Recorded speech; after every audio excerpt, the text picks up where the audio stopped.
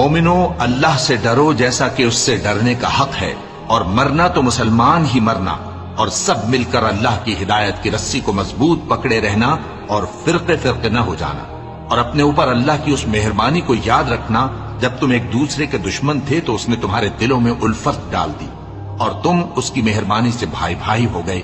اور تم آگ کے گڑھے کے کنارے تک پہنچ چکے تھے تو اس نے تم کو اس سے بچا لیا۔ اس طرح اللہ تم کو اپنی آیتیں کھول کھول کر سناتا ہے تاکہ تم راہ راست پر رہو۔ اور تم میں ایک جماعت ایسی ہونی چاہیے جو لوگوں کو نیکی کی طرف بلائے اور اچھے کام کرنے کا حکم دے اور برے کاموں سے منع کرے،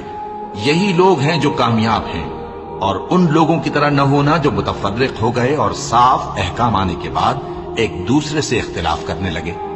یہ وہ لوگ ہیں جن کو قیامت کے دن بڑا عذاب ہوگا، جس دن بہت سے منہ سفید ہوں گے اور بہت سے سیاہ، تو جن لوگوں کے منہ سیاہ ہوں گے ان سے اللہ